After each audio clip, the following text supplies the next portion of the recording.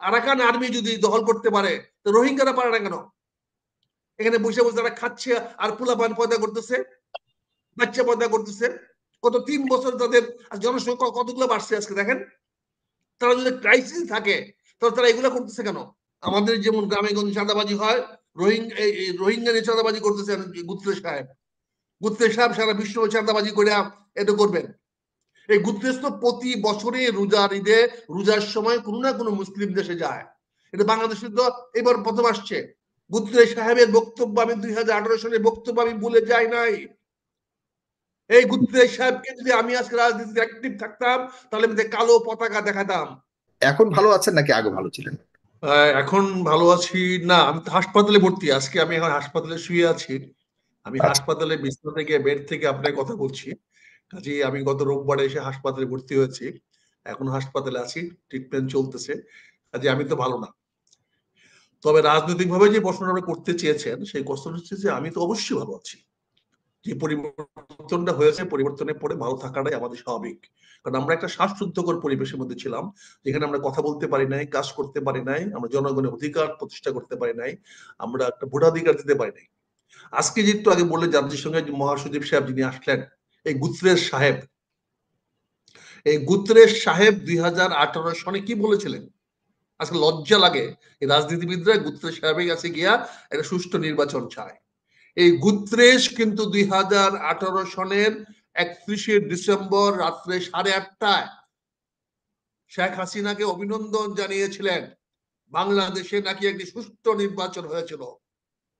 আর বাংলাদেশের আজকের এই চরিত্রহীন রাজনীতিবিদরা, এই ক্ষমতালোভী রাজনীতিবিদরা আজকে লাইন দিয়ে গুত্রেশের কাছে গেছে। লজ্জা নাই তাদের, শরম নাই। জাতিসংঘের কাছে গিয়ে গোল টেবিল মিটিং করেছেন, আর সেখানে কতগুলো এনজিও রাইসা তাদের সে জব দিয়ে করতেছেন। রাজনীতিকে এই পর্যায়ে নিয়ে গেছেন আজকে। এই গুতরেজ কি বলেছিল মনে নেই আপনার 2018 সনে? হুম। 2018 সালে গুতরেজ কি বলে নাই যে সুষ্ঠু নির্বাচন হয়েছে? এই গুতরেজ কি রোহিঙ্গাদের ব্যবসা করার জন্য এই শেখ হাসিনাকে মানবাধিকার কর্মী মানা নেই? শেখ হাসিনার ভূয়সী কি প্রশংসা করে নাই গুতরেজ মিয়া? এই গুতরেজ মিয়া সেদিন শেখ হাসিনাকে ক্ষমতায় রাখে নাই? সে বলে নাই শেখ হাসিনাকে? আজকে সে এখন ডক্টর ইউনূস সাহেবকে নিয়ে গেছেন ওখানে গিয়ে, ওখানে ওনার যে বক্তব্যটা দেখছেন, উনি যে বক্তব্যটা দিয়েছেন কি বলেছে? হুম। উনি সে বক্তব্যের প্রথমে কি বলেছে যে আমি এসে জানতে পারলাম যে রোহিঙ্গারা তাদের দেশে ফেরত যেতে চায়। তারপরে এতদিন উনি জানতেন না যে ওরা দেশে ফেরত যেতে চায়। উনি এখন তাই পৃথিবীর কাছে আহ্বান জানাবে যেন মায়ানমারে শান্তি ফিরে আসে। এতদিনে উনি মায়ানমারে শান্তি ফিরে আসার জন্য জাতির কাছে ফেরেবাজ, মানে একটা মিনিমাম সেন্স থাকা উচিত। সে মাফিয়া, সেখানে ব্যবসা করতে আসছে, রিফিউজিদের ব্যবসা করতে আসছে এখানে। সে সে এসে কি বললো যে এখন উনি রিয়েলাইজ করুন, জানতে পেরেছেন যে রোহিঙ্গারা ফেরত যেতে চায়। তারপরে কি বলেছেন যে ওনাদের দুর্ভিক্ষ আসতে পারে, রিলিফ কমায়া দিছে, আমেরিকারা চলে গেছে, খুব দুঃখজনক। তারপরে বাংলাদেশকে বলতেছে তারা পাশে থাকতে। উনি পাশে থাকবেন। উনি পাশে কোথায় থাকবেন? উনি তো রিলিফ জোগাড় করবেন, মানুষের কাছে চাঁদা আদায় করবেন। উনি তো চাঁদাবাজি করে চলেন। আমাদের যেমন গ্রামে গঞ্জে চাঁদাবাজি হয়, রোহিঙ্গা নিয়ে চাঁদাবাজি করতেছেন গুত্রেশ সাহেব। গুত্রেশ সাহেব সারা বিশ্ব চাঁদাবাজি করে এটা করবেন। এই গুত্রেশ তো প্রতি বছরে রোজার ঈদে, রোজার সময় কোনো না কোনো মুসলিম দেশে যায়। এটা বাংলাদেশে তো এবার প্রথম আসছে। প্রতি বছর তো কোনো দেশে যায়। আজকে উনি মুসলমানদের জন্য এত কিছু নামাজ রোজা রাখতে গেছেন, তো হামাসে গেলেন না কেন? হামাসের মুসলমানদেরকে যে আজকে রিলিফ দেওয়া হচ্ছে না, সেখানে গেলেন না কেন? হামাসদেরকে বিতাড়িত করে দেওয়া হচ্ছে, সেখানে গেলেন না কেন? উনি মায়ানমারে যান না কেন? গিয়ে মায়ানমারকে বলেন উনি তো পিস কিপিং করা উচিত। উনি তো রাষ্ট্র কি বলে জাতিসংঘের মহাসচিব। উনি কেন গিয়ে বলেন না যে আমি আজকে দেখলাম এদের এই অবস্থা?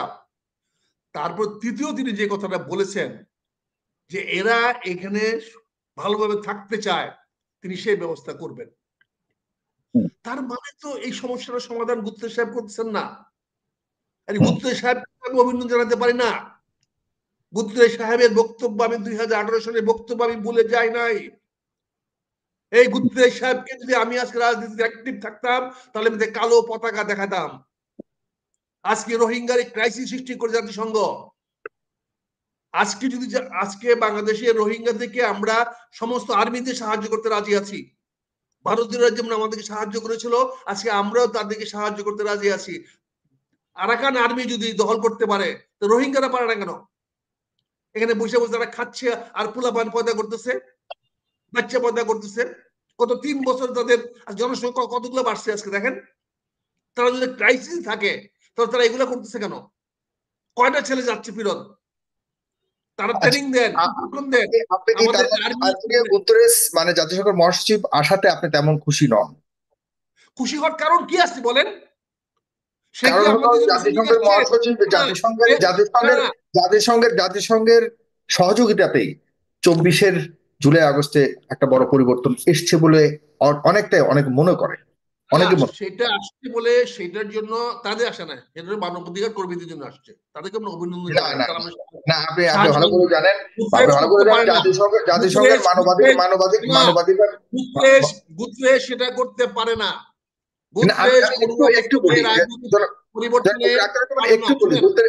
গুতেরেসকে আপনি সরাসরি মানবাধিকারে পেরেছে, মানবাধিকারের পক্ষে নিয়েছে, আমি তো অভিনন্দন জানাই। কিন্তু বাংলাদেশের আভ্যন্তরীণ রাজনীতিতে না, সেটাই তার মানে গুতেরেসের লোকই তো পক্ষ নিয়েছে বলেই তো একটা সফলতা এসছে, সেটা তো ইতিমধ্যে আমরা দেখেছি। এটা হলো শুনেন, সবাই মিলে করছে, সে অংশগ্রহণ সেটাই। করেছে। সুতরাং এখানে সবাই মিলে করেছে, মানবাধিকার কমিশনের হাই কমিশনার যিনি আছেন তার সরাসরি একটা শপথ ছিল বলে একটা সফলতা এসছে গুতেরেসের। এটা গুতেরেসের সফলতা বলতে হবে। পাশাপাশি তার মানবাধিকার নেতারা বাংলাদেশ সেনাবাহিনীকে ব্ল্যাকমেল করেছে, চাপ সৃষ্টি করেছে, তাদেরকে ব্ল্যাকমেল করেছে, তোমরা যদি এখানে কাজ করো তাহলে তোমাদের পিস কিপিং ফোর্সে পাঠাবো না। কাজে সেটা তারপরেও আমরা চেয়েছিলাম, আমরা আর্মি যাতে গুলি না করে, আর্মি যাতে এই কাজে না যায় আমরা চেয়েছিলাম, আমরা বলেছি, আমরা প্রকাশ্যে বলেছি। আমরা এখানে সবাই জানেন। না, এটা কি সহায়তা করেছে বলে মনে করেন না? এতে কি আপনি খুশি নন? আর্মি তো তাদের যে একটা মারমুখী অবস্থা প্রথম দিকে ছিল সেখান থেকে ফিরে এসে জনগণের পাশে দাঁড়িয়েছে। আর্মি তো মারমুখী অবস্থায় কখনোই ছিল না। আর্মি তো প্রথম দিনে বলে দিয়েছে যে আমরা সেনাবাহিনী কারো গুলি করবো না। এটা ঠিক না, এটা ঠিক না মেজর আক্তার। যেমন আমাদের কাছে ভিডিও আছে, ছবি আছে, আর্মি মারমুখী অবস্থা ছিল। পরবর্তীতে আর্মিকে ডিপ্লয় করা হয়েছে। একটা ঘটনা শেখ হাসিনা আর্মিকে ডিপ্লয় করেছে শুধুমাত্র এই আন্দোলনের যেন শেখ হাসিনার পক্ষে। আর্মিকে ডিপ্লয় করেছে, করার পরে ওবায়দুল কাদের বলেছে যে দেখা মতো গুলি করা হবে। আর্মি ডিফাই করছে, বললো আমি দেখা মতো গুলি করবো না। এগুলা আর্মি আন্দোলনের পক্ষে ছিল। ফ্রম দ্য ডে ওয়ান না, ফ্রম দ্য ডে ওয়ান তো কেউ ছিল না। আমি সেটাই বলছি, ফ্রম দ্য ডে ওয়ান কি আর্মিরা কি আন্দোলনকারীদের পক্ষ হয়ে মাঠে নেমেছিল? আমি একটু বলি, আচ্ছা আপনি বলবেন, আমি আপনি অনেকদিন পর এসেছেন, আপনার কাছ থেকে আমি কিছু জিনিস জানতে চাই। আপনি যেমন রাজনীতিবিদ, আপনি আর্মির লোক, আপনি সবকিছু একটু ডে ওয়ানটা কবে? তারা যেদিন অর্ডার। আপনার সঙ্গে তো হাসনাত আব্দুল্লাহর সঙ্গে আমাদের কথা হয়েছে, আপনার টক শোতে কথা হয়েছে। হাসনাত আব্দুল্লাহ যখন রাষ্ট্রপতির কাছে গিয়েছিল, আমি তাকে বলেছি তুমি রাষ্ট্রপতির কাছে কেন গেলা? এই রাষ্ট্রপতি তো যাওয়া তোমাদের অন্যায় হয়েছে, তোমরা সরকার পতনের ডাক দাও, আমি তোমাদের সঙ্গে আছি। ডে ওয়ানটা কবে শুরু হলো? ডে ওয়ানটা ইন দ্য সেন্স আমি বলছি আপনাকে, শেখ হাসিনা আর্মিকে নামাতে চেয়েছে বা নামিয়েছে কি জন্য? না, নামিয়েছে ছেলেদের পক্ষ নেওয়ার জন্য, রক্ষা করার জন্য। কিন্তু সেই আর্মি তো রাজি হয় নাই। কি জন্য? সেটাই বলছি, কিন্তু আর্মি কোনোভাবে নির্দেশনা না পেলে তো তাদের তো মাঠে নামার কোনো অধিকারই ছিল না। না, আর্মি তো শেখ হাসিনার নির্দেশে কাজ করার কথা। সেটাই আমি বলছি, শেখ হাসিনার নির্দেশনা কি কারণে দিয়েছে? পক্ষে কাজ করবার জন্য, রাইট? এটা তো পরবর্তীতে আমরা শুনেছি। As a matter of fact army Sheikh হাসিনার সঙ্গে বিট্রে করেছে। শেখ হাসিনা থেকে এত লালন পালন করে খাওয়ায়া পড়া রাখছে, সে আর্মি তার সঙ্গে বিট্রে করেছে। তারপরে আমরা তাকে অভিনন্দন জানাই, সাধুবাদ জানাই যে আর্মি জনগণের পক্ষ নিয়েছে। জি, জনগণের পক্ষ নিয়েছে। তবে এখানে জাতিসংঘের একটা ভূমিকা ছিল, সেটাই জাতিসংঘের অভিনন্দন জানাই। কিন্তু গুতরেজ সাহেবকে আমি এই জন্য বলছি, গুতরেজ সাহেব যদি আজকে এসে আমাদেরকে বলতো যে হ্যাঁ আমরা এদেশে পরিবর্তন হয়েছে, আমরা একটা সুষ্ঠু নির্বাচনের ব্যবস্থা করে দেব, দেশ শান্তির পথে নিয়ে যাব, বলতাম। আজকে তিনি যদি এসে আমাদের সঙ্গে ইফতার করতেন বলতাম।